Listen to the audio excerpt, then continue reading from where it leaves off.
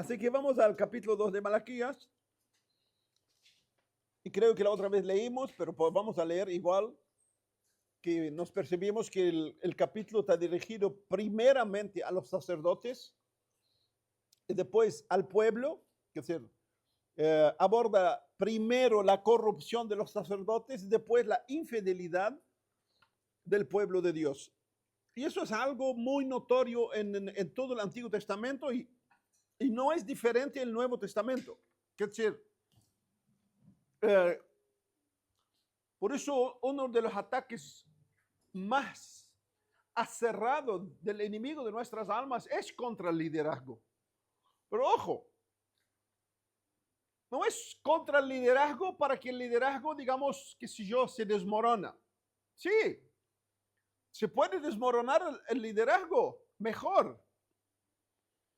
Pero el peor ataque de Satanás,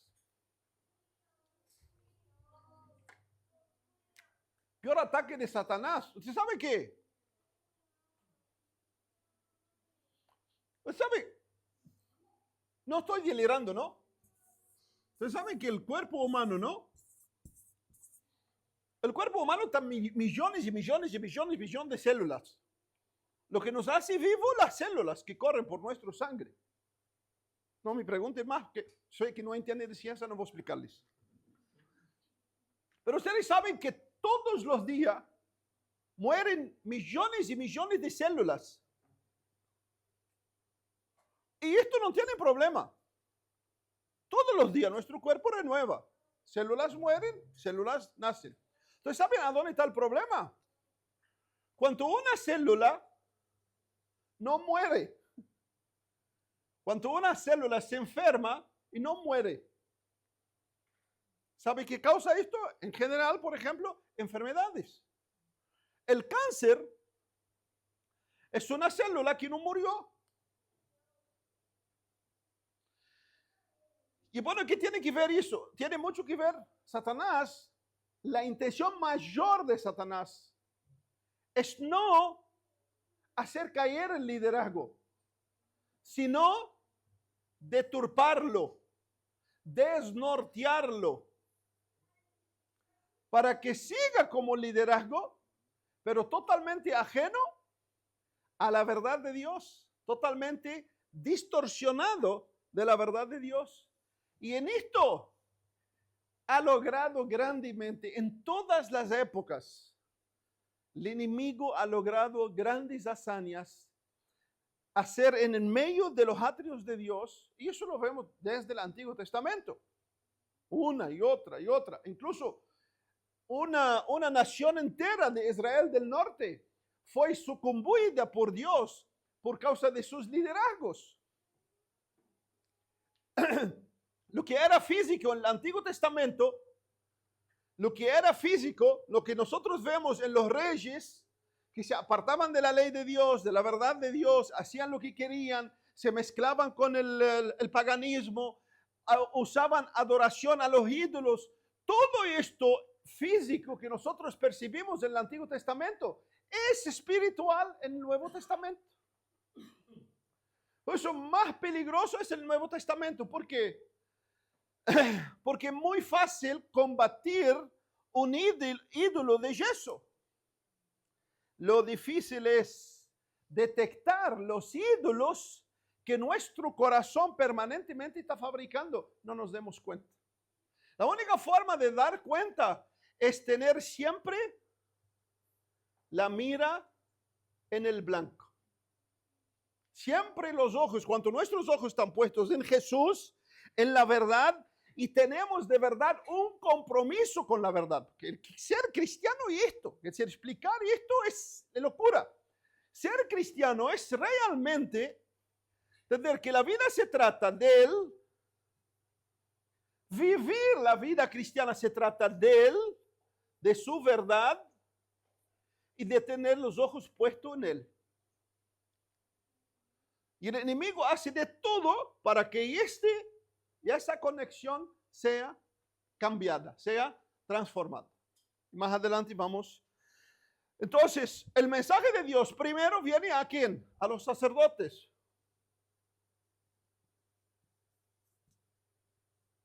¿Por qué? Porque de muchos de ellos, el pueblo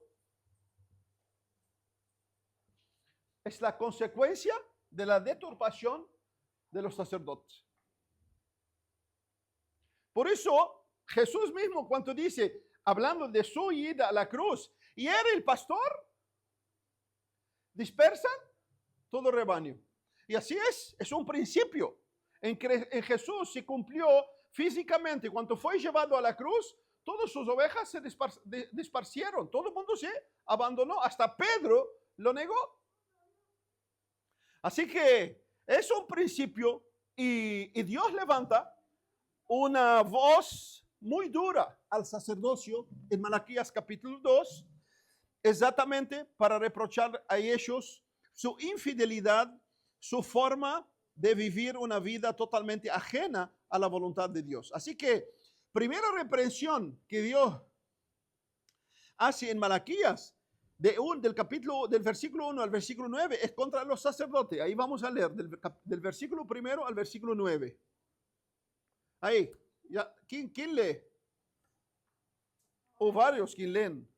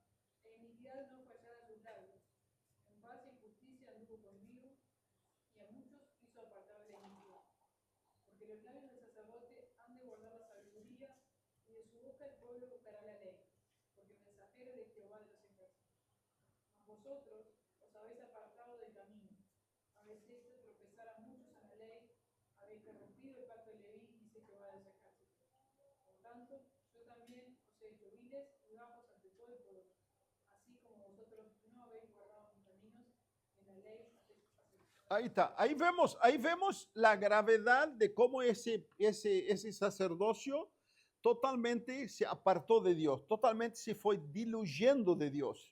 Entendemos que el pueblo de Malaquías es un pueblo post-exilio, es un pueblo que no volvió a adorar ídolos, no volvió a cometer las barbaridades que habían cometido. Pero ¿qué pasó con ese pueblo? Se fue apagando poco a poco. Se fue tornando apático a las verdades de Dios poco a poco, se fue desviando poco a poco, se fue cediendo poco a poco, se fue enfriando poco a poco en ese temor que debe ser permanente, reverente a Dios. Y hermano, eso es el peligro que la iglesia de Cristo, la iglesia pasa. Cuando todo pasa bien, cuando no tenemos lucha, cuando todo maravilloso, comenzamos poco a poco a ceder. ¿Qué pasó con la nación que Dios la llevó al cautiverio? Usted sabe que Dios la llamó que era la hermana de Sodoma y Gomorra y que sus pecados eran igual a Sodoma y Gomorra. Eso Ezequiel lo describe. ¿Y cuál era el pecado de Israel? Claramente Dios lo mencionó. Era saciedad, ociosidad. Grave bien esto, ociosidad. Tiempo sin provecho. ¿Ah? Gracias a Dios que hoy con los celulares no hay más ociosidad. Es decir, todos estamos ocupados. Hay varios, hay Instagram, TikTok y no sé qué otras cosas también. Ociosidad, hermano, es algo terrible. Un hijo de Dios nunca puede estar en blanco, ¿no? Podemos tener nuestro tiempo de relax, de qué sé yo, de despeje, pero cuidado que cuando eso comienza a exceder su espacio, comenzamos a desintegrarnos. Eso te lo digo claramente. Ociosidad, saciedad de pan, ¿qué hace? Saciedad nos hace sentir que ya está. No tiene que estar luchando. Está todo bárbaro, está todo bajo control, en otras palabras, está todo bajo control. Así ya no oramos como oramos. Cuando está faltando las cosas, ya no oramos. Cuando faltan las cosas, desesperamos y buscamos a Dios de día, de noche y de madrugada. En la búsqueda de Dios por nosotros no debe ser, depende de las circunstancias y situaciones, sino porque el buscar nuestro es la fortaleza de nuestro ser. Entonces, digo, hermano, no me siento fuerte espiritualmente. Bueno, fíjate, analiza cómo tú vives tu vida con Dios. El tiempo que tú gastas, la reflexión, tu devoción, tu tiempo de oración, tu tiempo de observación de la palabra, meditación, aplicación a tu vida. Si tú observas todo eso, tú vas a encontrar la respuesta. Tú vas a encontrar la respuesta. Así que era ociosidad, saciedad de pan y soberbia. ¿Qué es soberbia? Bueno, ya que ustedes nada saben lo que es soberbia, yo voy a explicarles porque yo tengo en abundancia. Soberbia es cuando sobra todo. ¿Eh? Cuando sobra todo. Cuando sobra todo, cuando Adán está en el techo. Gobierna todo, hace lo que quiere, como quiere, conforme lo que quiere. Soy yo decido. Y que cuando las verdades de Dios se tornan subjetivas. Las verdades de Dios se tornan cuando yo voy a buscarla. Y todos, señores, somos soberbios. ¿Sabe? Si no, deja que alguien, pídele a alguien, corrígeme. ¿Eh? Pídele, hermano, corrígeme. Y ve la primera corrección, la segunda corrección, ya te sale el humo. ¿Y qué es eso? Soberbia. Todos nacemos con esto. Todos. Dichoso aquel que Dios trabaja en su vida para llevarlo a romper y esa soberbia que todos la tenemos. Todos queremos ser transformados, ¿verdad? Dejen que Dios te transforme. Dejemos, mejor dicho. Porque todos queremos, pero cuando Dios comienza a trabajar, ¿qué surge en nosotros? La terrible berrinches de los niños. ¿Y saben la iglesia de Cristo de qué más sufre? De una inmadurez permanente. Y cuando hay inmadurez, la iglesia sufre de todo. Entonces no hay madurez, hay berrinche, hay chifladuras, hay enojaduras, hay de todo. ¿No? ¿Y eso por qué? Porque no hay crecimiento. La iglesia de Cristo, Dios llama a la iglesia para crecer. Todo cristiano tiene que crecer. Pero no hay crecer sin una verdadera nutrición y sin una vida, aplicación de la vida espiritual a nuestras vidas. Así que el sacerdote, no te haciendo vuelta para sacarte del tema, el sacerdote tiene dos opciones, señores, solo tiene dos opciones, ser leal a Dios, y eso implica que no va a agradar a la mayoría, porque el papel del sacerdote es representar a Dios, llevar su verdad hacia los hombres y ir hacia Dios a interceder por las ovejas. Eso es el papel del sacerdote. El sacerdote no fue llamado para caerle bien a la gente. No estoy diciendo que tiene que ser naturalmente grosero, así como poco el hermano Fares. No, pero naturalmente el ser humano tiene el corazón perverso, enfermo. El corazón del hombre está enfermo. Todo el corazón del ser humano está enfermo. Dios viene a tratar con el hombre. ¿Para qué? Para sanar su corazón, para restaurar, para edificar una vida nueva dentro. Y esto, hermano, no surge de noche para el día. Así que el papel que el sacerdote usa es llevar la verdad de Dios hacia el pueblo. Y muchas veces, que en mi parecer, siempre es la tarea más difícil. Y siempre vas a chocar. Entonces, más fácil caerle bien al pueblo que todo el día los veo, que todo el día me encuentro, que todo el día que estoy, y no con ese Dios que yo no lo veo. Porque es dura tarea, hermanos. Representar a Dios es dura tarea. Es dura tarea. 40 años Moisés y no pudo entrar a ver la tierra prometida. ¿Por causa de quién? Por causa del pueblo. Y eso que Dios dio testimonio de él, que era el hombre más manso de la tierra. Dios dio testimonio de él, de que era el hombre. Ahora, ¿cuál es el problema de los sacerdotes, de los líderes, para que entiendan? Es perder y esta claridad con Dios y empezar de poco a poco negociar la verdad. Poco a poco comienza a ceder. Poco a poco, lo que pasó, por ejemplo, todos conocen la historia de Elí. Elí era un sacerdote, sumo sacerdote, y sus hijos comenzaron como sacerdotes también, comenzaron a ¿qué? Comenzaron a hacer las cosas de su manera. Es el peligro. Está todo bárbaro. Estamos en el templo, sabemos cómo es el sacrificio, cuándo matar la oveja, cuánto hacerle incenso, cuánto entrar allí, cuánto hacer esto. Y hermano, lo más difícil, escuche, lo más difícil para un servidor de Dios, y a mi parecer todo cristiano, es un servidor de Dios. Todo. Pero en los sacerdotes o los líderes, el problema más grande cuando comienzan a servir a Dios sin Dios. Y el mundo está lleno de esto.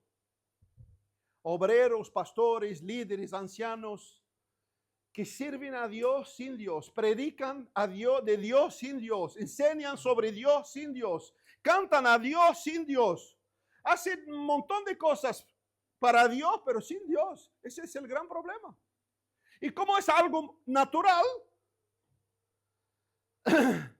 y hoy es increíble con los medios que tenemos, es más fácil todavía. Entonces se torna un ejercicio. Así que cuando Dios levanta a Malaquías y lo lleva a hablar a los sacerdotes, es la expresión de amor más grande. Y eso quiero decirlo. Cuando Dios levanta para decirte algo, hermano, y tú sabes que es verdad, es la expresión más grande del amor de Dios. Por eso estamos en este mundo. Es en este mundo que Dios está trabajando con nosotros. En el mundo venidero no va a haber trabajo en nosotros. Así que deje que Dios trabaje en tu vida mientras que estemos acá y alinea tu vida, alineamos nuestras vidas, hermano, a la voluntad de Dios. Así que Dios reprende a los sacerdotes, se corrompieron, se tornaron insípidos delante de Dios. La falta de su integridad a los sacerdotes llevó al pueblo todo a desviarse de la verdad, porque ellos eran representantes de Dios, esos eran el reflejo que Dios los puso para guiar al pueblo hacia la verdad, hacia cómo conducirse delante de Dios. Así que la exhortación de Dios levanta contra los sacerdotes exactamente porque ellos, por su mal testimonio, por su mala conducta, por su vivir totalmente insípido con Dios, llevó al pueblo a vivir una forma insípida con Dios. Ahora, en el versículo 4 a 7, Dios menciona a Leví. Y quise mencionarlo un poquito para que podamos entender por qué Leví, de los 12 hijos de Jacob, de las 12 tribus de Israel, Dios eligió a Leví para trabajar en el servicio del sacerdocio. Es decir, Dios eligió a Leví, no les dio tierra, pero permitió que cada tribu le dieran la ofrenda, los diezmos al templo, para que el tribu de Leví, que no heredó tierra, pudiera sobrevivir del diezmo de las 11 tribus existentes en Israel. Ahora, ¿quién fue Leví? Cabe destacarse porque Dios mismo hace una referencia de Leví acá. Y para que podamos entender quién fue Leví, una referencia preciosa muestra su justicia, su celo por la verdad de Dios. Y eso lo vemos en Éxodo capítulo 3, versículo 11 al 13. De a dónde se manifiesta primeramente Leví.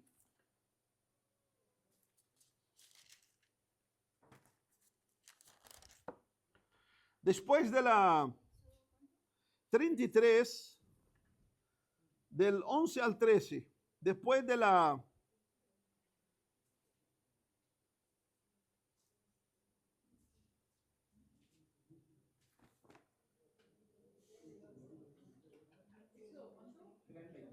¿33?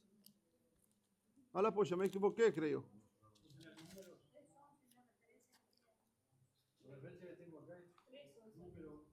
Cálmense, cálmense. Puedo equivocarme, ¿no? Gracias, gracias por ser pacientes y longánimos conmigo.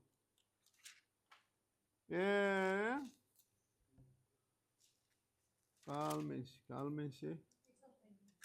¿Ah? 32, por eso yo dije. ¿Ah?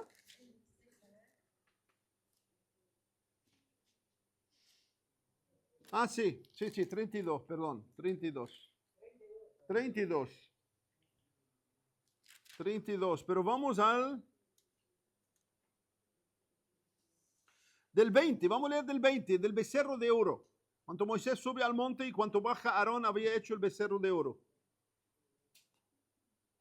Y tomó el becerro que habían hecho y lo quemó en el fuego y lo molió hasta reducirlo a polvo, que pasó sobre las aguas y lo dio a beber a los hijos de Israel. Y dijo Moisés a Aarón: ¿qué te ha hecho este pueblo que has traído sobre él tan gran pecado? Y respondió Aarón: no se enoje, mi señor, tú conoces al pueblo, que es inclinado a mal. Porque me dijeron: haznos dioses que vayan delante de nosotros, porque a este Moisés, el varón que nos sacó de la tierra de Egipto, no sabemos qué le haya acontecido. Y yo le respondí. ¿Vieron ahí el terrible el papel del sacerdote? Que se aún acá y él quiso justificarse y se emborró más. En lugar de decirles, confiad que Dios está arriba en los cielos y no precisa, no. Y él quiso consentir con el pueblo. Sigue. Y yo le respondí: ¿quién tiene oro? Apartadlo. Y me lo dieron y lo eché en el fuego y salió este becerro. Y viendo Moisés que el pueblo estaba desenfrenado, porque Aarón lo había permitido. Porque ¿quién permitió? Aarón, el sacerdote. Para vergüenza de sus enemigos, se puso Moisés a la puerta del campamento y dijo: ¿quién está por Jehová? Júntese conmigo. Y se juntaron con él todos los hijos de Leví. ¿Quién se juntó primero? Todos los hijos de Leví. Es decir, ¿qué se muestra Leví? Muestra un celo terrible por Dios. Un celo por Dios, un celo por la verdad de Dios. Y se pusieron realmente, fue algo terrible que hubo una matanza ese día. Así que a partir de ahí Dios separó a Leví para que fuera los que consagraron y los que se dedicaron totalmente para el servicio del sacerdocio de Dios. Ahí está. Esa es la primera lección que tenemos. Leví Dios se exalta, ¿por qué? Por su celo, por la verdad. Es decir, ¿cuántos de nosotros acá es llamado para servir a Dios? Bueno, por lo menos los 5 o 6 que levantaron la mano entienden para servir a Dios que es necesario un celo por la verdad de Dios. Un celo por la verdad de Dios. Y el celo por la verdad de Dios ni siempre va a ser agradables a las personas. Moisés era el sacerdote que se levantó por Dios al lado de Aarón, que Dios le levantó al lado de Moisés. ¿Qué pasó Aarón con la presión del pueblo? Y el pueblo tiene su presión. Y el liderazgo siempre tiene una presión de uno de una forma, de otro de otra forma. Y si pierde el blanco de estar permanentemente mirando a Cristo, hermanos, en algún lado se tutubea. En algún lado se mete la pata. Por eso Pablo dice a los Gálatas, si yo fuera a agradar a los hombres, no sería siervo de Cristo. Es decir, un siervo entienda, para servir a Dios, primero, servir a Dios con la verdad misma lastima. La verdad misma lastima y deja mal a la gente. ¿Por qué? Porque muchos de nosotros estamos torcidos de la verdad. Y cuando la verdad nos toca, nos saca primero el orgullo, la soberbia, y reaccionamos mal. Y la afronta siempre es a lo personal. A lo personal. Así que para servir a Dios, entienda que tiene que llevar un lomo de cocodrilo. ¿Por qué? Que las personas no aceptan la verdad que tú llevas. Así que, seguimos. Así que, Leví, hermanos, dice acá la Biblia, no voy a demorar mucho en esto, ya termino. Dios mismo dijo, vamos a Malaquías de vuelta. Pero Leví representa cada hijo de Dios. Es decir, tú tenés que decir, yo debo ser un Leví en los atrios, en mi caminar, en el reino de mi Padre. Yo debo ser un Leví. Y dice así que mi pacto fue con él de vida, de paz. Tuvo temor de mí y delante de mi nombre estuvo humillado. Esto está llamado para ti y para mí. La ley de verdad estuvo en su boca y iniquidad no fue hallada en sus labios. Y eso es lo que la Biblia, el Nuevo Testamento, llama de santidad, de ser santo y esto. No fue hallado en sus labios, en paz y en justicia anduvo conmigo y a muchos hizo apartar de su iniquidad. Eso es lo que Jesús estaba diciendo. Vosotros sois la luz del mundo. Ustedes son la luz del mundo, ustedes son la sal de la tierra. Y cuidado, hermano, escuche, cuidado que no seamos una sal insípida. Cuidado que no seamos una sal insípida. Así que, ¿qué quiero decir? Cuanto la sal, imagínate, alguna vez en lugar de poner azúcar puso sal en su plato, en su taza de café, ¿alguno ya hizo eso? Nadie. ¿Listo? ¿Y cómo te fue? Ahora imagínate que puso azúcar y puso sal y no sintió nada.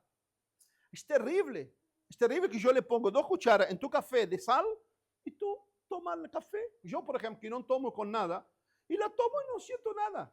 Hermano, cuidado que no seamos con esa sal. Cuidado que no seamos con... ¿Qué quiero decir con eso? Si realmente estamos identificándonos con Cristo, que podamos reflejar a Cristo. No en el salón de la iglesia, en toda parte. En toda parte, en nuestro hogar, con nuestro matrimonio, con nuestros hijos, en nuestro trabajo, con los que nos rodean, con los que le caímos bien y con los que no caímos bien. Que si van a criticarnos, que nos critican por el amor y por el temor que tenemos a la verdad de Dios. No por nuestras actitudes, por nuestro carácter, por nuestra forma de ser, por nuestro. Así que la segunda parte del capítulo, del versículo 10 al versículo 16, ahí nos habla, Malaquías se dirige a la infidelidad del pueblo en sus relaciones matrimoniales. Es decir, primero muestra la deslealtad de los sacerdotes con Dios. Y por supuesto, un líder desleal, un líder infiel a Dios, nunca puede ser fiel a sus hermanos. Por eso, si querés mirar a una persona, ve cuánto es su temor a Dios, pero su temor práctico. No, hermano, amo a Dios de todo. Babosera. ¿Querés ver cuánto ama a Dios? Ve su vida, ve su devoción, ve su temor, ve las cosas mínimas, cómo se reacciona. ¿Y sabe qué más?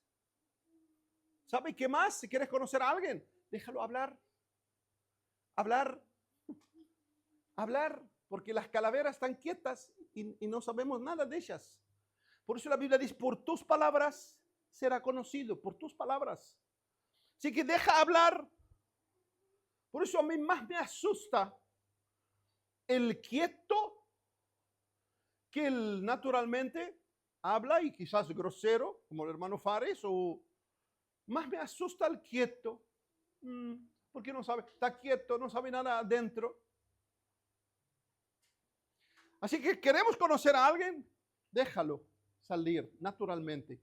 Ve cuánto tiene de temor de Dios en las cosas mínimas. Porque el temor de Dios, hermano, no es en áreas. Quien realmente teme a Dios y ese temor, voy a aclararlo, que no es miedo, sino esa reverencia, es el deseo de querer que Dios sea honrado en todo. Se manifiesta en todas las cosas, tanto pequeñas como grandes.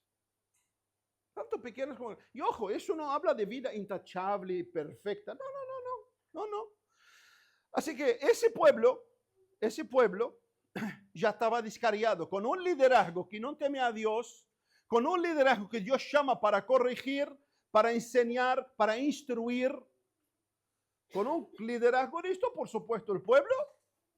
Por eso el mensaje de Dios en varios pasajes, hay de vosotros, pastores, hay de vosotros. Y hay una gran recompensa para los que Dios levanta para liderar, pero les confieso que hay una gran justicia para ellos cuando ellos violan las verdades de Dios y intentan agradar al pueblo dando las espaldas a Dios para no pagar el precio.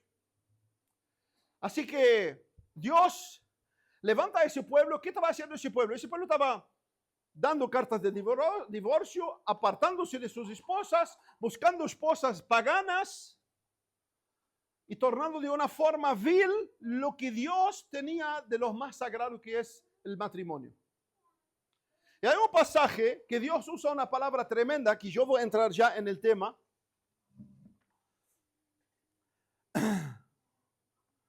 que es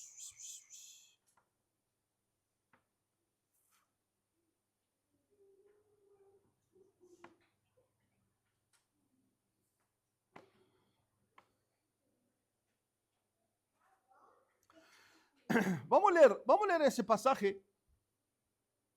Vamos a leer del 10 al 16. ¿Alguno con voz de Malaquías?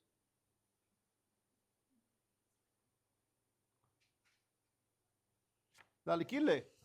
Tenemos todos un mismo Padre, no nos ha creado el mismo Dios. ¿Por qué pues nos portamos deslealmente el uno contra el otro, profanando el pacto de nuestros padres? Prevaricó Judá y en Israel y en Jerusalén se han cometido abominaciones, porque Judá ha profanado el santuario de Jehová que él amó y se casó con hija de Dios. Jehová cortará de las tiendas de Jacob el hombre que hiciere esto, al que vela y al que responde y al que ofrece ofrenda a Jehová de los ejércitos. Y esta otra vez haré cubrir el altar de Jehová de lágrimas, de llanto, de clamor, así que no mirará más a la ofrenda para aceptarla con gusto de vuestra mano. Mas diréis, ¿por qué? Porque Jehová ha testiguado en ti y la mujer de tu juventud, contra la cual has sido desleal, siendo ella tu compañera y la mujer de tu padre. ¿No hizo el uno, habiendo en él abundancia de espíritu? ¿Y por qué uno? Porque buscaba una descendencia para Dios. Guardaos pues en vuestro espíritu y no seáis desleales para con la mujer de vuestra juventud. Porque Jehová, Dios de Israel, ha dicho que él aborrece el repudio y al que cubre de iniquidad su vestido de Jehová de los ejércitos. Guardaos pues en vuestro espíritu y no seáis desleales. Ahí está. Si querés al lado de la palabra aborrecer, porque Jehová aborrece, si querés poner odiar, es la misma palabra. Porque Dios odia repudio, odia ¿cómo es? El divorcio. Así que después lee bien cada versículo, porque yo no voy a hacer eso, porque si no, no me da el tiempo. Voy a aclarar un pequeño detalle, ¿no? Voy a aclarar un pequeño detalle. De que lo que vamos a hablar acá tiene que ver con la vida después de encontrar con Cristo. Es decir, lo que voy a hablar acá no se mide para la vida antes de Cristo. ¿Qué quiere decir? ¿Por qué? Porque Dios mismo dice, alguno lea Hechos, capítulo 17, versículo 30. Dios nos lleva el tiempo, Dios pasa por alto el tiempo de nuestra ignorancia, anuncia ahora a todos los hombres en todo lugar que se arrepienten. Es decir, no importa si tú fuiste el adúltero, el fornicario, el drogado, el ladrón, llegaste a Cristo, encontraste con Cristo. Bueno, Dios perdona todo tu pasado. Perdona todo tu pasado. Muchas veces las consecuencias no. ¿Me entienden? Voy a aclarar eso porque a veces pienso, bueno, entonces maravilla. No. Las consecuencias no. Las consecuencias son terrenales. Es decir, qué sé yo, si tú tuviste una aventura y la mujer se embarazó, por más que Dios te perdona, el hijo es tuyo, vas a tener que asumirlo, no hay vuelta. No, mandarle una carta, mira, Hechos 17:31 a la mujer. No, te vas a tener que responsabilizar. Y si tenés Cristo, tiene que aceptar, asumir la responsabilidad. Así que lo que vamos a hablar sobre el divorcio es todo de Cristo para adelante. Entonces, si tu vida antes de Cristo pasaste por 40, en Cristo hay perdón para los 40. La sangre de Jesús cubre todo nuestro pasado. Por tanto, que haya un nuevo comienzo en el nuevo nacimiento con Cristo Jesús. Así que lo que voy a decirlo hoy es exactamente, se refleja en la vida del cristiano. Ahora, si alguno me pregunta, hermano, ¿cómo tú ves la iglesia? Y voy a explicar. La iglesia, cuando yo hablo iglesia, estoy hablando a la iglesia universal. No estoy hablando a la fraternidad cristiana o a los hermanos libres o los bautizados. No. Mira la iglesia en general. Uno que, por ejemplo, en mi caso yo tengo 32 años como cristiano y me gusta mirar la iglesia de una forma amplia. ¿Por qué? Porque no somos la única iglesia. No, nosotros somos parte de esta iglesia. Nosotros somos parte. Hay multitudes de pueblos, lenguas y naciones, de otras denominaciones, que aman al Señor y sirven al Señor, y gloria a Dios por eso. Entonces, cuando yo hablo, aclaro, estoy hablando a toda esa iglesia universal, visible. Si alguno me pregunta, hermano, ¿cómo catalogas ya esa iglesia? Hoy, en el siglo XXI, yo la catalogo en el versículo del último libro de los Jueces. Último capítulo del libro de Jueces. ¿Alguno puede leer? Jueces 21-25. Ponelo acá para no perder. Jueces 21-25. ¿Qué dice? En esos días no había... Sí. En esos días no había rey en Israel. Cada uno hacía lo que bien le parecía. Ahí está. Cada uno hacía lo que le parecía. Y hermanos, estamos en esa época. Sin generalizar. Estamos en esta época donde multitudes que están en las iglesias, ¿saben cómo vive el evangelio? A su manera. A su manera. Es decir, ustedes quizás no lo ven como yo lo veo porque estoy en una posición que tengo contacto con un montón de gente. Y hermano, en pocos años ya estoy saturado de personas que dicen, pero yo lo veo así. ¿Cómo lo ves así? Es decir, ya hoy, a distancia me doy cuenta, ya entiendo, y ya lo llevo a la persona a hacerle pregunta, de entender, y te das cuenta que quieren el evangelio a su manera.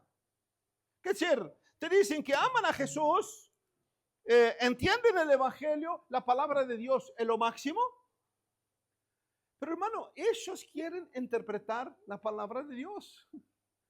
Es decir, he pasado por momentos donde, por más que tú intentas mostrar, las personas quieren que la Biblia diga lo que ellos quieren que la Biblia diga. Y no voy a dar ejemplos porque abundan los ejemplos. Ahora, la palabra de Dios, hermano, no es. Hay temas secundarios. Como cristianos, no vale la pena entrar en ellos. ¿Qué sé yo? La hermana cree que tiene que venir de manto musulmán. Venga, el domingo con manto musulmán, no hay ningún problema. No me afecta. ¿Por qué? Porque esto no es doctrina. Cuando se trata de doctrina fundamental, no se puede negociar. No se puede negociar. ¿Es o no es? Y la doctrina permea por todas las escrituras. Así que estamos mediante una generación. Alguien leia. 2 Timoteo, capítulo 4, del 1 al 5. Estamos en esa época, señores. Ese fue escrito hace 2000 años. Pablo escribió a Timoteo. Nosotros estamos viviendo la plenitud de estos versículos. 4 del 1 al 5. Encarezco delante de Dios y del Señor Jesucristo, que juzgará a los vivos y a los muertos en su manifestación, en su reino, que prediques la palabra, que instes a tiempo y fuera de tiempo, redarguye, reprende, exhorta con toda paciencia y doctrina, porque vendrá tiempo cuando no sufrirán la sana doctrina, sino que teniendo comezón de oír, se amontonarán maestros conforme a sus propias concupiscencias, y apartarán de la verdad el oído y se volverán a las fábulas. Pero tú, sé sobrio en todo, soporta las aflicciones, sola de evangelista. Ahí está. ¿Se dan cuenta? ¿Ustedes creen que ese tiempo ya no llegó? Hermanos, estamos en la plenitud de ese tiempo, donde la gente no quiere lo que la Biblia dice.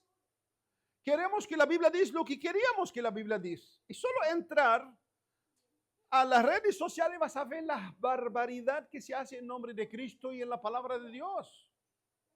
La barbaridad que, como dijo mi amigo Tozer, llegará el tiempo donde tenés que coler 1 millón de sermón para sacar 1 milímetro del Evangelio de Jesús. ¿Por qué? Porque hoy todo relativo. Todo relativo. Es interpretación privada de las Escrituras. Por eso digo y persisto. Hermano, todos tienen derecho de venir a dialogar conmigo sobre la enseñanza bíblica. Todos. Todos. Acá no es que lo que yo enseño así y pronto. No, Dios me libre de esto. Y hermano, eso lo pongo para discutirlo con las personas y las personas no quieren escuchar la verdad. Quieren su verdad. Así es. Quieren su verdad. Quiero lo que yo siento, lo que yo quiero, lo que yo pienso.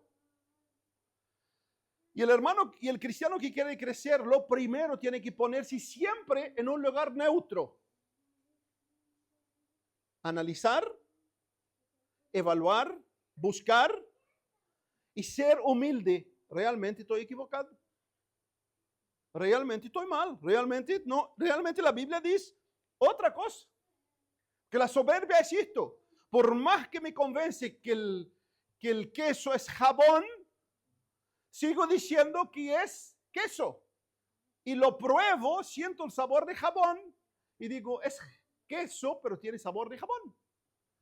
Eso es la soberbia. Así que vamos a entrar en la Biblia para ver qué la Biblia dice sobre el divorcio. ¿Cuál es la posición bíblica sobre el divorcio?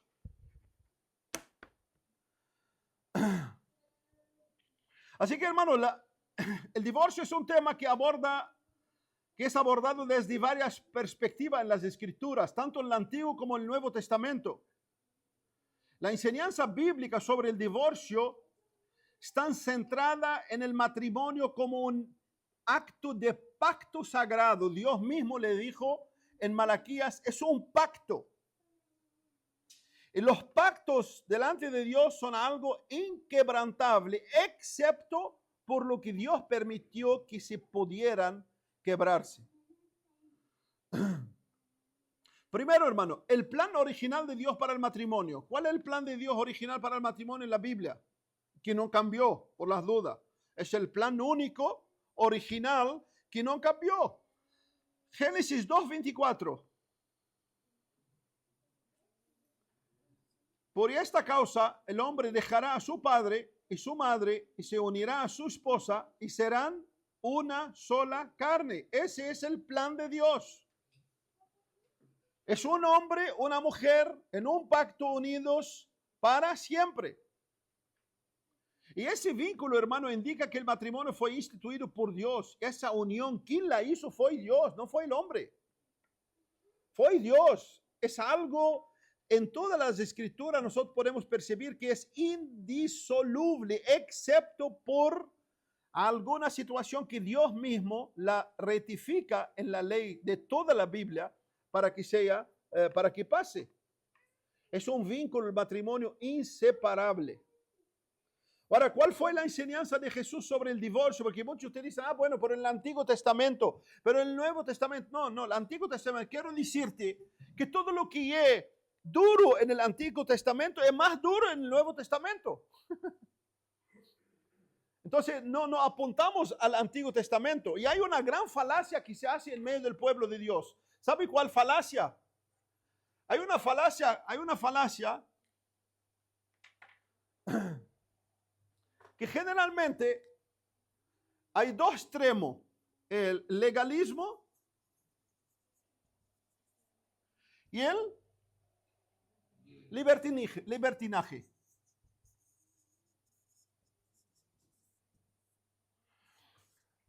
Cuando tú hablas la verdad y la persona no acepta tu verdad,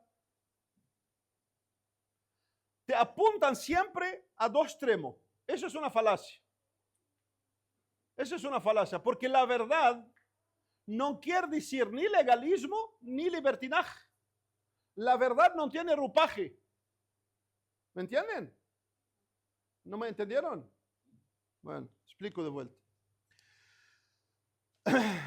El legalismo es lo que viven bajo la ley ceremonial del Antiguo Testamento. El libertinaje es cuando te dicen todo está en la gracia. Si es gracia, todo está en gracia. Ahora, en Cristo Jesús, todo es por gracia. ¿No? Ahora, esa gracia llevada fuera de los parámetros de la Biblia es libertinaje. Cuando tú crees que puedes hacer lo que te da la gana, como quieres, con quien quieres, salir con quien quieres, tener 5 maridos, vivir con uno, vivir con otro, y no te importa la Biblia.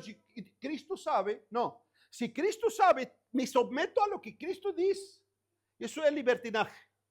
O si no, legalismo, no puedes esto, no puedes aquello, no puedes esto, y todo está dentro de un cuadrado.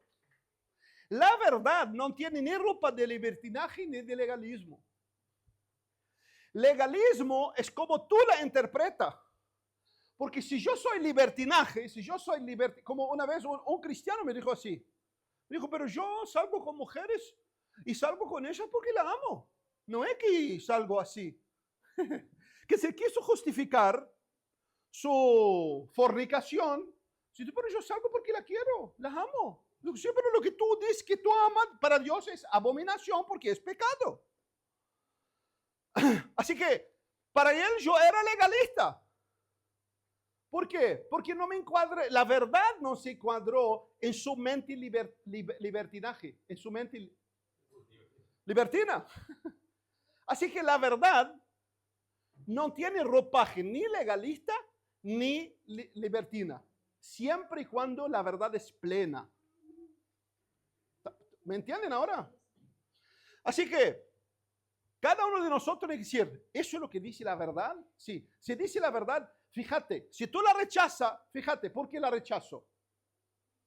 ¿Por qué la rechazo? Por ejemplo, qué sé yo, no exageres, hermano, una mentirita blanca. Sos muy fanático, Ezequiel, soy muy fanático. Una mentirita blanca. Lo que estoy diciendo, no me gustó la verdad de ser entera, íntegra. La verdad para mí puede tener sus derivaciones, no pasa nada. ¿Me entienden? Y eso no es bien. Eso no es andar en temor de Dios, en integridad. Integridad, ¿qué dice la verdad? No mentirás. Entonces no mentirás. Y lo que pasa de esto ya es cosas contrarias a la verdad. Así que, ¿qué dice Jesús en el Nuevo Testamento? Ya que todos atienden a Jesús, el del amor, vamos a ver lo que Jesús dice. Por supuesto, no voy a abordar todos los pasajes del Nuevo Testamento. Pero un pasaje clave es Mateo 19. Mateo 19, del 3 al 9. Del 3 al 9. Pueden hacer preguntas dentro del pasaje, ¿no? No me lleves a Fuera.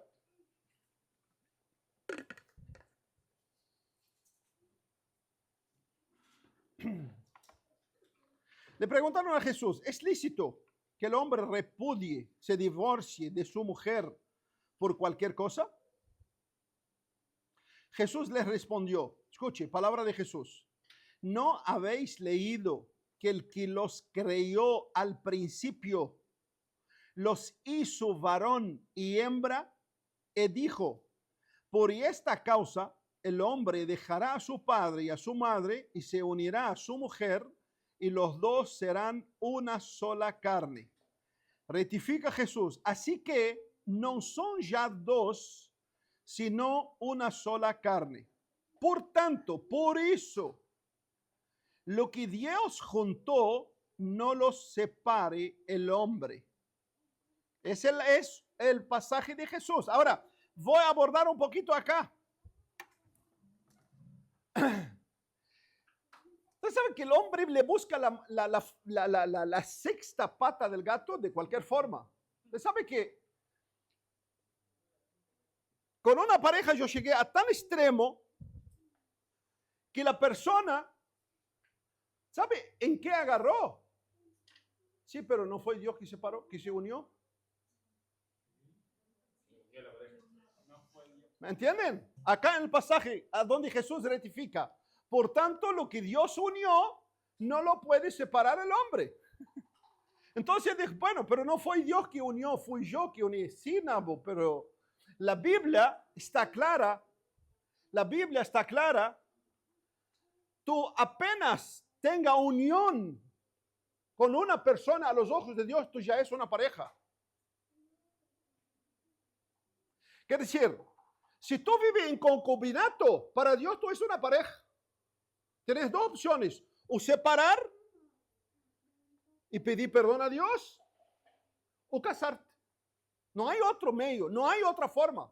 Cualquier otra cosa que quieres poner, está poniéndole sexta pata al gato, como te da la gana. La posición bíblica es esta, no hay otra. Así que, dice, no sé la voluntad de Dios, pero ya estamos viviendo juntos. Es la voluntad de Dios ahora. No era, quizás no era, pero ahora es. Tenés que asumir. No hay esa vivencia criolla, así se dice. De que, bueno, no es la voluntad de Dios. Bueno, entonces vaya por la décima. Cuando está con la décima, que hace todo lo que te da la gana y que acepta todo tu genio y tu carácter y todas tus porquerías, disculpa la expresión, ahí tú dices, bueno, esta es la que Dios me dio. ¿Ves a qué punto la soberbia del ser humano puede llegar? ¿Cuál es el problema de los matrimonios?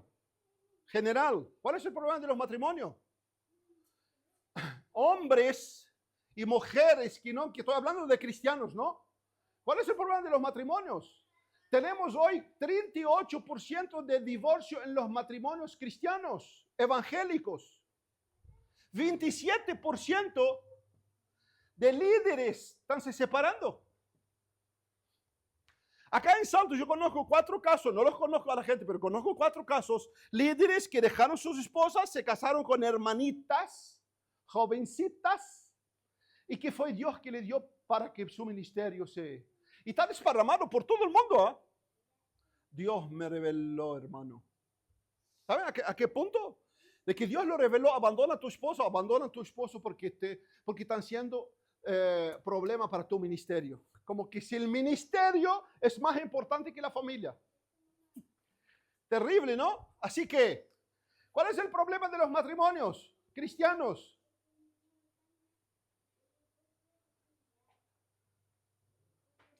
La cruz.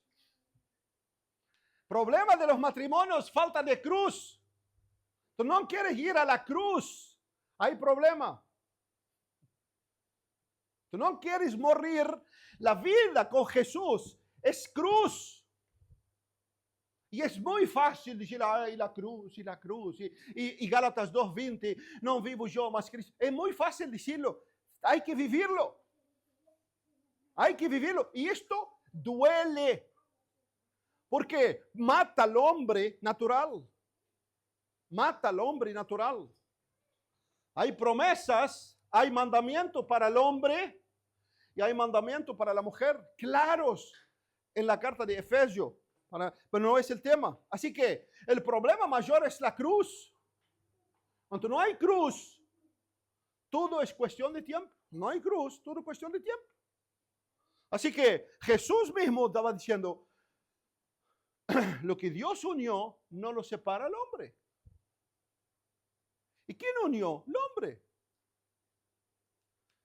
El hombre. Pero ¿quién decide disolver? Es el hombre. ¿Por qué? Porque no hay cruz. Entonces, cuando no hay cruz, ¿cuál es lo más fácil? Dejar. Dejar. Ahora, eso nunca proviene, hermano, con todo respeto a todos los separados, que la verdad siento sus dolores. No quiero estar en sus pellejos, porque imagino que es algo terrible. Pero es terrible decir cristiano sin cruz y vivir la vida como te da la gana. Es terrible, es espantoso. No lo deseo, no tengo enemigo, pero si tuviera enemigo, ni a mi enemigo lo deseo. Así que Jesús, hermano, deja bien claro que no hay más que dos formas para ser humano: o estar soltero o estar casado. No hay otra.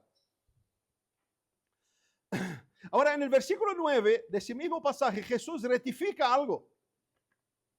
Jesús rectifica algo. Y habla de una excepción del matrimonio. El versículo 9 dice, y yo os digo, que el que repudie su mujer, excepto por causa de ¿qué? Fornicación, y se case con otra, comete adulterio.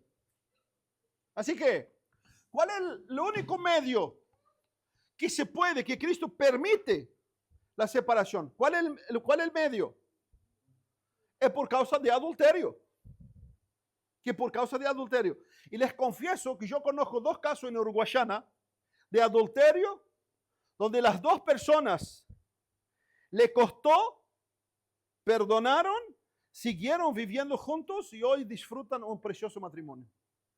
Es decir, Dios te dice por causa del hombre que por causa del adulterio se puede divorciar.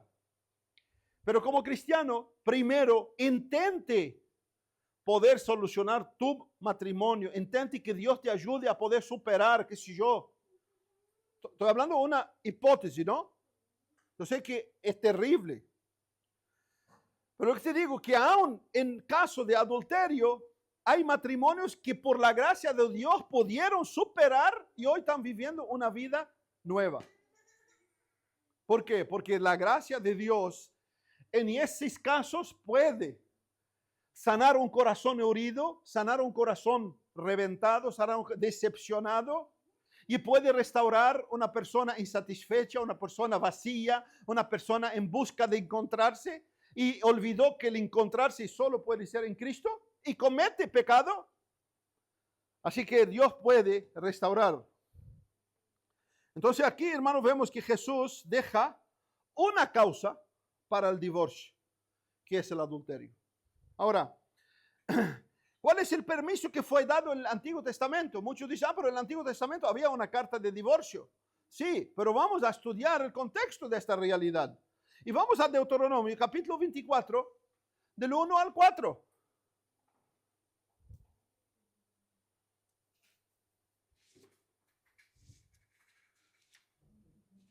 Deuteronomio, capítulo 24, del 1 al 4.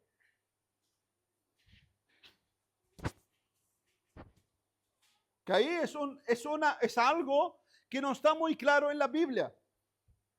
A ver, ¿quién lee? Me da un poco de descanso.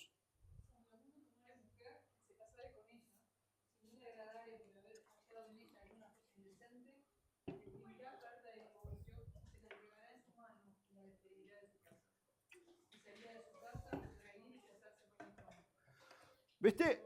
Lamentablemente, muchos cristianos se agarran con ese pasaje. Es decir, no vale lo que Jesús dijo. ¿Viste lo terrible? ¿Viste lo terrible? Lo terrible que muchos, cuando me sirve el Nuevo Testamento, me agarro con el Nuevo Testamento. Cuando no me sirve el Nuevo Testamento, me voy al Antiguo Testamento. Y hermano, un cristiano sincero busca la conexión de toda la Biblia sobre un tema. Así que vamos a ver qué dice Deuteronomio 24. Dice, cuando alguno tomare una mujer y se casare con ella, si no le agradare por haber hallado en ella alguna cosa indecente, le escribirá carta de divorcio. ¿Sabe por qué la carta de divorcio? No voy a abordar el primero. No voy a hablar lo que es algo decente. Voy a abordar algo decente después. ¿Sabe por qué la carta de divorcio?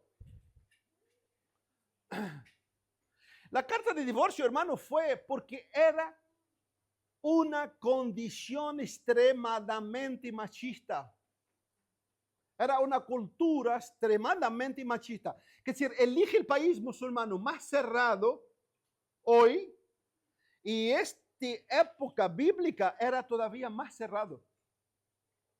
Era más cerrada todavía. Así que el contexto histórico de Deuteronomio, nada que ver con lo que vivimos hoy. Nada. Usted sabe, por ejemplo, en un país, Afganistán, Kirguistán, no sé qué, sabe, hace como 2, 3 años, consideraron en la ley que la mujer es parecida al hombre. En el siglo XXI. En el siglo XXI consideraron que la mujer es parecida al hombre. Pero imagínate en 4.000 años, 5.000 años atrás, era una sociedad terriblemente machista. No machista, terriblemente, la mujer no tenía ni un valor. Ahora, ¿qué es una cosa decente? Muchos de los eruditos hablan de indecente. Muchos de los eruditos hablan de fornicación. ¿Ha tenido fornicación en su soltería? En otras palabras, jovencitos de acá, soy yo, solo yo, bárbaro. Es decir, había perdido su virginidad. Había perdido su virginidad. En el Oriente Medio, hasta el día de hoy, la mujer se casa, tiene que entrar en muchos países, tiene que entrar y sacar prueba al hombre de que era virgen. No voy a entrar en los mínimos detalles.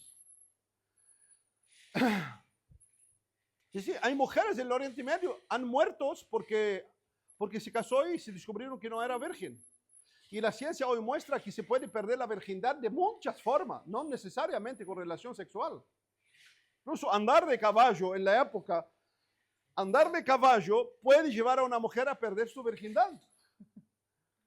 Es decir, el hombre, si ve esto, para él era algo indecente. Dios autorizó la carta de repudio. ¿Por qué? Por amor a la mujer en una sociedad totalmente machista. ¿Por qué? Porque para no matarla, Dios dijo, no, liberarla, que vuelve a su casa.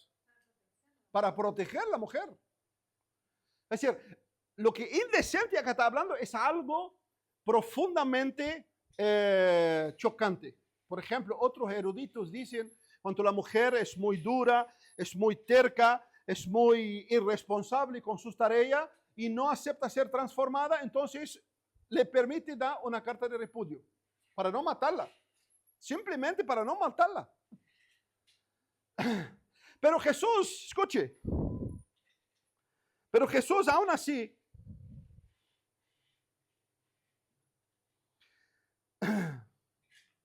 fíjense solo lo que Jesús habla sobre esto. Y ellos dijeron, sí, pero Dios mandó a Moisés dar carta de divorcio. Escuche lo que Jesús dice. Mateo 19:7. Mateo 19:7.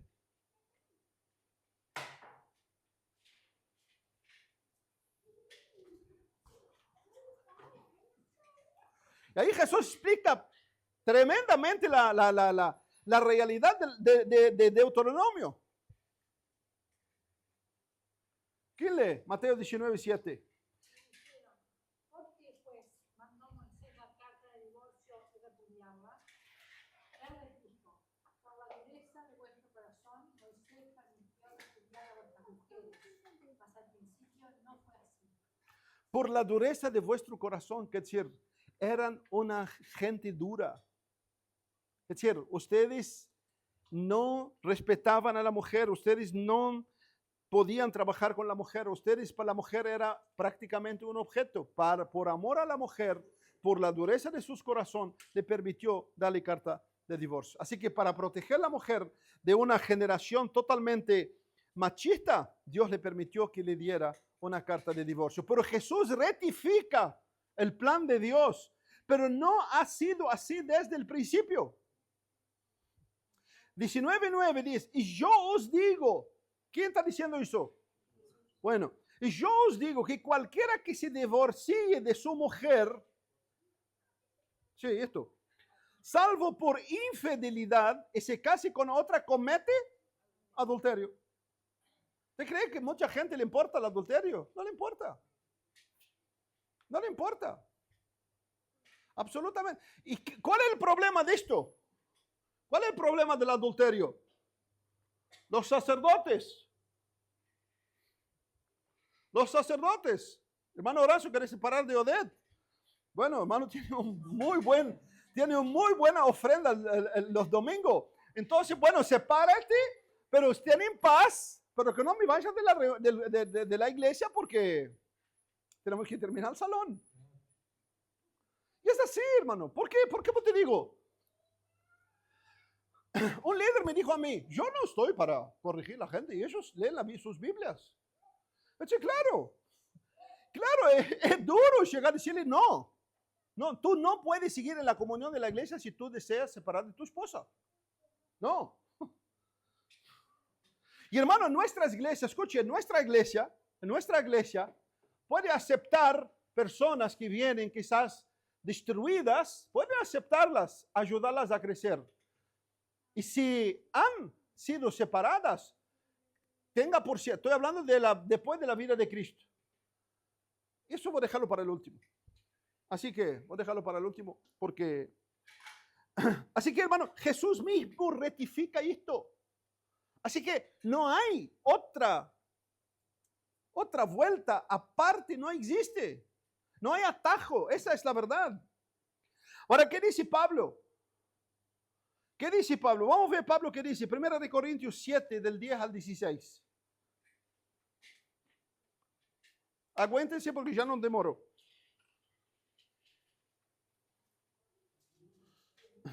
1 Corintios 7, del 10 al 16.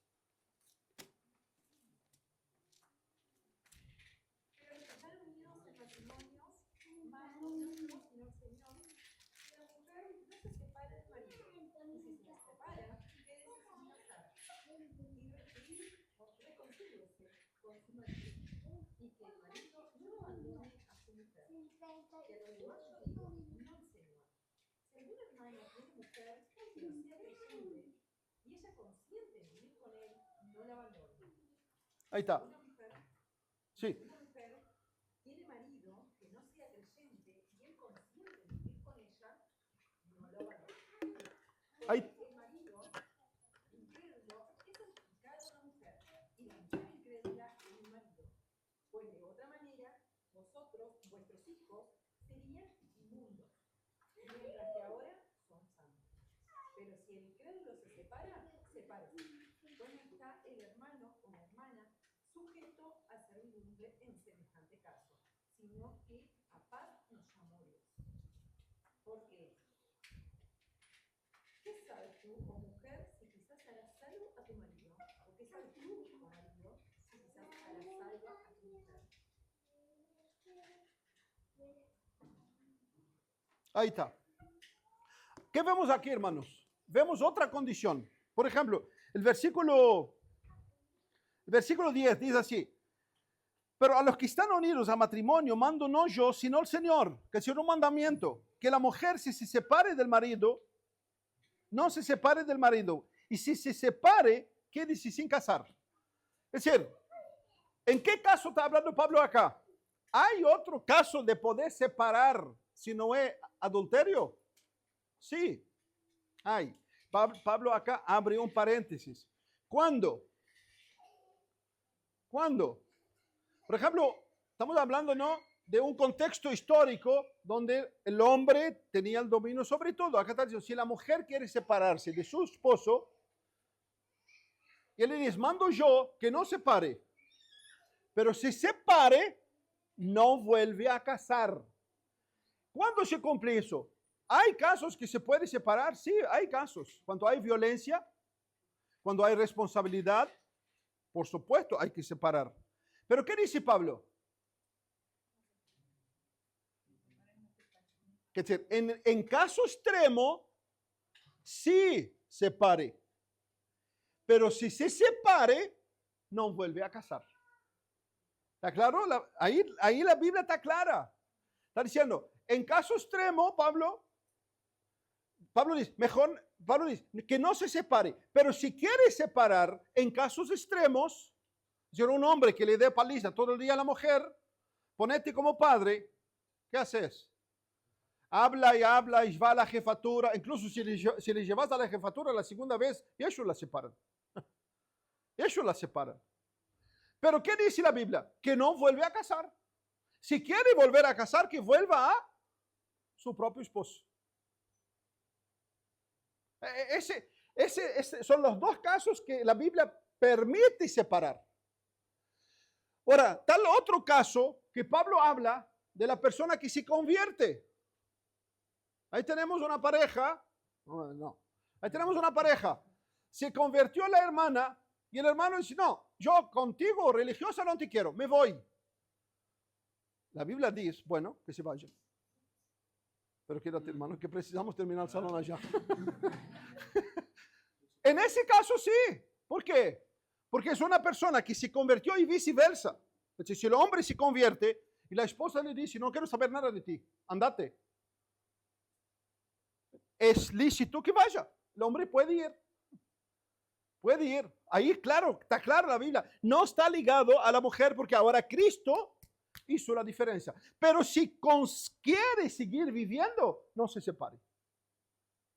Porque puede ser de salvación para él. Exactamente. Es decir, no es, me convierto para cambiar de. No. ¿Cómo? En el Señor sí. Claro, porque acordate que estamos hablando, y esa persona, esa pareja estaba sin Cristo. Se convierte la mujer o el hombre. El hombre o la mujer no quieren vivir con ella porque se convirtió. Entonces, la Biblia dice, bueno, que se separe. Ahora, esa persona puede casarse con un hermano o una hermana en Cristo y permanecer firme hasta el final con él. Ahí pregunto, por duda, por si no debería ser voluntad del convertido separarse. No, acá estamos diciendo, lo que yo dije es que si la persona no quiere vivir con la persona que se convirtió, la persona no quiere vivir contigo, bueno, porque no es que la mujer que se separa o el hombre o el convertido se separa, pero si el no converso no quiere vivir, que se separe. Así que para resumir, hermanos, la Biblia está clara. La Biblia está clara. En Malaquías 2:16, Dios usa una palabra terrible. Dios usa una palabra terrible. Porque el Señor Dios de Israel ha dicho que Él odia el repudio. Él aborrece el repudio, aborrece el divorcio. ¿Por qué? Porque ¿sabe lo que hace el divorcio? El divorcio, hermano, es lo que ha llevado a esta sociedad al punto de que nosotros estamos. Es decir, uno de los pilares de esa sociedad que está perdiendo plenamente su valor es que lo más sagrado, ¿cuál es el más sagrado para Dios? El pacto entre un hombre y mujer. Cuando eso ya no tiene más valor, imagínate que un pilar fundamental de la sociedad se ha destruido. Y esto es lo que el Salmo dice, que la voluntad de los reyes de la tierra, que se levantan leyes que sacan totalmente las leyes de Dios. Así que Dios dice, no, fiel un hombre y una mujer, para siempre. El Dios de este mundo se levanta y dice, no, si no sirve, cambiarla por otro o cambiarlo por otro. Sé feliz. ¿No es esto la conversación? Sé feliz. Y hermano, hace mucho tiempo se hizo una encuesta en mi país, porque en mi país, en la época de mis abuelos, ¿sabe cómo era el casamiento? En las montañas. Yo iba a Horacio y le dijo, tengo a Gaby. ¿Tenés algún gurí para casar con Gaby? ¿Tenés? Entonces, ¿cuánto es? Sí, ¿cuánto es? Entonces, como él tiene un buen dote, negociaba con él. Y pronto, marcamos la fecha. ¿Cuál es la data? ¿Cuál fecha? Tal fecha. Bueno, vamos a contarnos tal fecha. Tú pasame la cuenta primero. Y se iban. Yo venía y le decía a Gaby, mira Gaby, te vas a casar con Pirucho. Y Gaby iba y se casaba con Pirucho.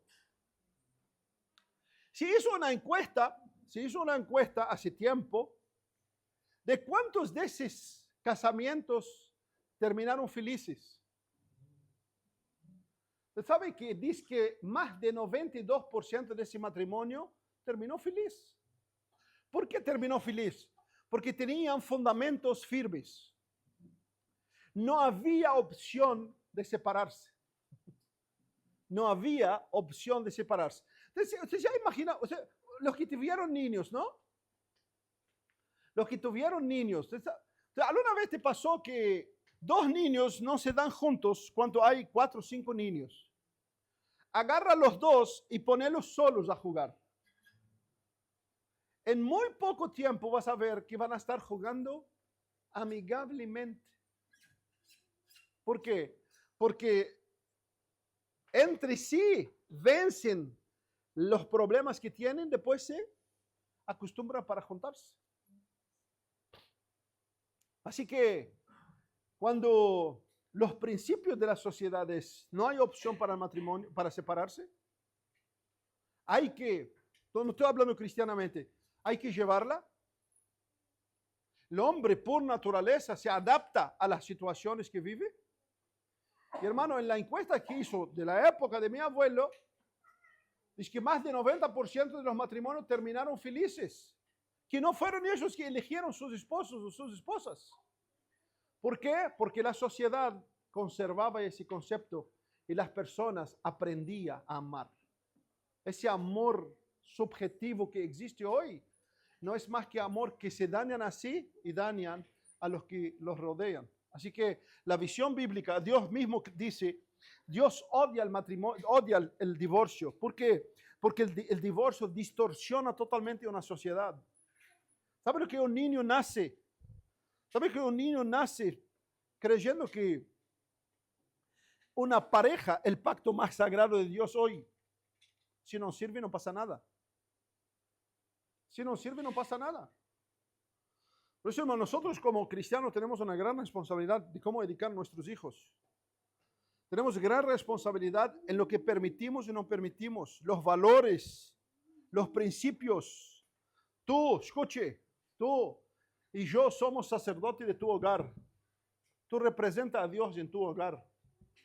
Tú no puedes quizás cambiar tu hijo adulto, pero sí tú puedes poner principios firmes de Dios en tu hogar, en tu casa, en tu caminar, para que tu temor de Dios sea visto por aquellos que te rodean. Así que aborrecer, odiar, significa plenamente un rechazo profundo, rotundo, desprecio aberrante sobre algo que Dios desaprueba. Esa es la palabra que Dios usa. Así que no existe, hermanos. La última cosa es, todo el mundo sabe que última vez que en la ley de Dios ha él permitido que cuando alguien queda viudo, Dios permite casarse de vuelta. Eso no preciso decirle que está en 1 Corintios 7. Así que, hermanos, la Biblia está clara de esto. Dios cobra al pueblo por despreciar el pacto con Dios, con sus esposas, divorciarse, buscar esposas ajenas en el contexto de Malaquías, paganas, y mantenerse con ella. ¿Todo por qué? Porque había un sacerdocio que había totalmente abandonado los principios de Dios, la enseñanza de Dios, la corrección, la exhortación, redargur sobre las verdades sobre el pueblo. Cuando no hay enseñanza de verdad, el pueblo automáticamente se desperdicia. Así que, ¿alguna pregunta sobre ese tema? ¿Alguna pregunta sobre el divorcio? ¿Está claro? Es decir, no dije nada de mí mismo. Simplemente lo que la Biblia aporta sobre el divorcio. Ahora vuelvo solamente a una cosa. La iglesia es lugar de gracia. La iglesia es lugar de gracia. ¿Qué quiero decir con esto? Aparece el hermano... Te tocó hoy. Apareció el hermano Horacio, hermano en la fe, que se separó de su esposa y que ahora está con la hermana Jolie. ¿La iglesia lo acepta? ¿Sí o no? Lo acepta, escuche. La iglesia lo acepta, entre comillas, entre paréntesis. ¿Qué quiere decir? La iglesia lo acepta. La iglesia es una puerta abierta para todo el mundo. Solo que esa persona, supongamos que realmente quiere caminar correcto con Dios, quiere que Dios lo guíe, está bien. Solo que esa persona nunca puede agarrar ni un cargo en la iglesia. Nunca va a pisar acá adelante. Porque la iglesia refleja las verdades de Dios. No es nosotros, no es la iglesia que le pone esos paréntesis. Es la condición que él decidió vivir que le dé esa paréntesis. Es decir, puede ser útil, puede ser hermano, puede tener toda la comunión con él, pero nunca puede tener una cara visible de la iglesia. Nunca. ¿Por qué? Porque la iglesia, hermano, es santa. Es santa. La iglesia no puede tener personas en el liderazgo principalmente o en trabajo visible que tienen una conducta que la propia iglesia repudia. No la iglesia, la propia palabra de Dios repudia. Y esto no es nuestro.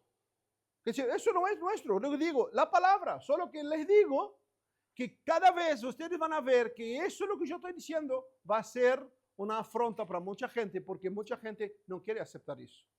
Mucha gente hoy le hace la interpretación del divorcio a su manera. ¿Preguntas? Me quedó la duda de eso último, si es cuando alguien que se apartó y pasó eso, o alguien que se convirtió... Sí, yo, de cualquier forma. Cualquier forma. Cualquier forma. ¿Qué quiero decir con eso? Si una persona roba, va preso, se arrepiente, quiere volver a la comunión, ¿la iglesia acepta o no? No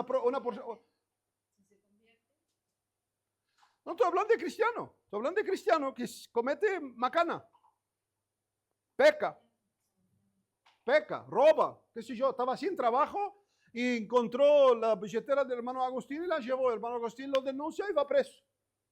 Sale arrepentido y llora y se arrepiente. ¿La iglesia lo acepta o no? Por supuesto, hermano. La iglesia es la puerta de la gracia. No confundamos. La iglesia es la puerta de la gracia. Siempre para los convertidos. Siempre para los convertidos. ¿Qué decir? La iglesia es de ex. Así que una persona que viene, que se separó de su esposa, la única diferencia que ahí hay algo visible. ¿Me entienden? Es decir, la única diferencia que, por ejemplo, voy a dar otro ejemplo. Una persona duerme con una mujer y trae un bebé. ¿No? Tiene un hijo. Ese hijo está visible. Nadie puede negar que el hijo es visible. Entonces, cuando una persona se divorcia de su esposa y se arrepiente y vuelve, tiene algo visible. Tiene algo visible. Ese visible acá puede estar en la iglesia, puede seguir el camino de Jesús, pero nunca más puede estar de cara visibles representando la iglesia de Jesús. ¿Me entienden? No es algo nuestro.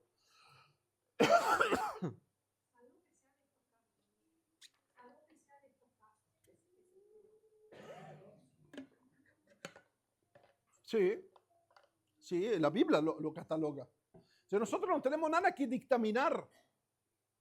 No es que nosotros estamos siendo duros. No, no. Es que la sociedad está totalmente... la sociedad está totalmente, hermanos, sin dique. Ustedes recuerdan esto. La sociedad, la iglesia en sí, hermano, está eso. Cada uno hace lo que le da la gana. Es decir, yo quiero separar, pronto está. Justifico a mí mismo, pongo los pasajes que yo quiero para mí y pronto me divorcio, pronto. Y fraternidad cristiana no me aceptan. Hay 50,000 iglesias en Salto que me aceptan y están ansiosos para tenerme. Y no solo para tenerme, sino para ponerme en el púlpito. Y más todavía si tengo un talento. Si predico, si canto, si... Pero, bienvenido.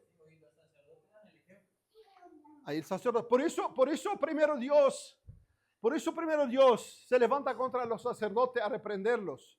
Porque por causa de ellos el pueblo se ha perdido. Por eso, lo que hoy vivimos, hay de ellos. Pedro lo dice Judas, hay de ellos que entraron por el camino de Balaán.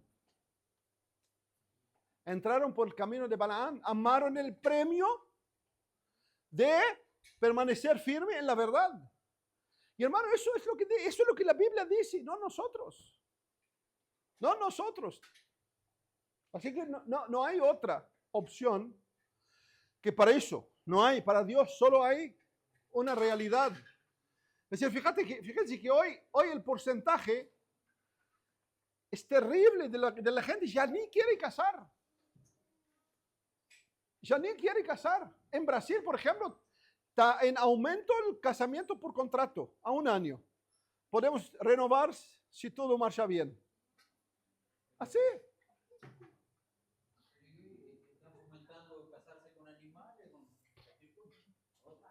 Bueno, yo no quiero hablar de los animales.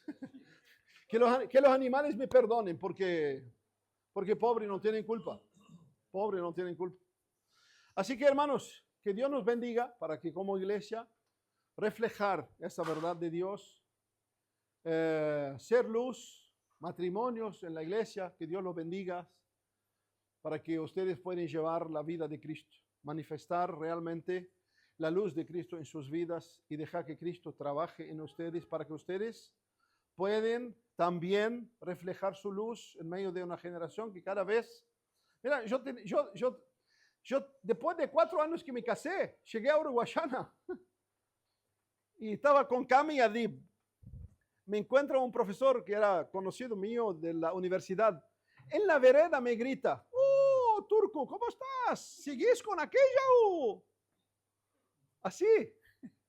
Y Cami no entendió y yo le dije, del auto ya cambié, pero mi esposa no, porque yo sé que él ya estaba con la 4ª o 5ª.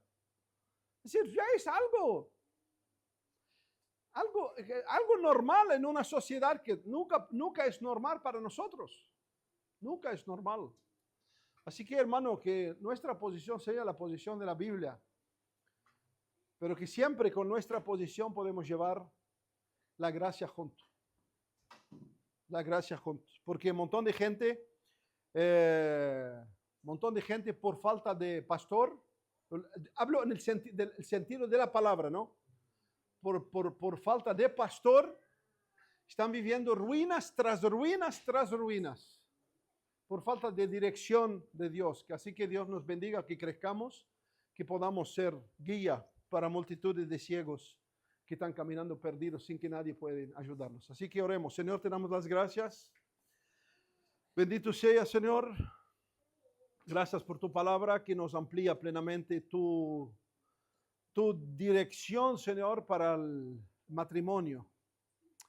Gracias por tu palabra, Señor. Gracias que no podamos, Señor, tener opciones propias cuando llegamos a ella.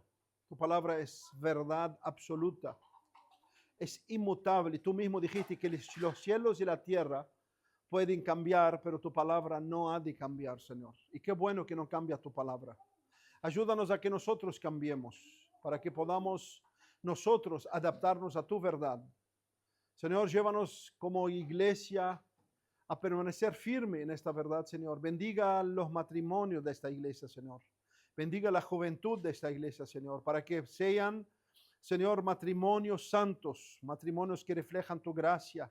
Deles luz, deles gracia. Lleva a cada uno de nosotros como iglesia a tu cruz, porque por medio de la cruz podemos vencer, Señor, todos los problemas que implica ser hijo de Adán. Ayúdanos que ya no somos del primer Adán, sino del último Adán que es tú mismo, Jesús.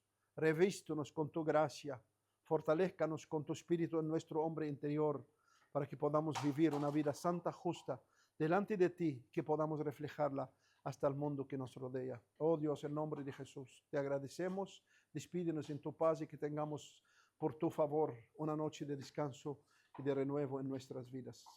Gracias, Señor. Amén y amén. Que Dios los bendiga, amados hermanos. Tengan medicina al descanso. Voy a aclarar.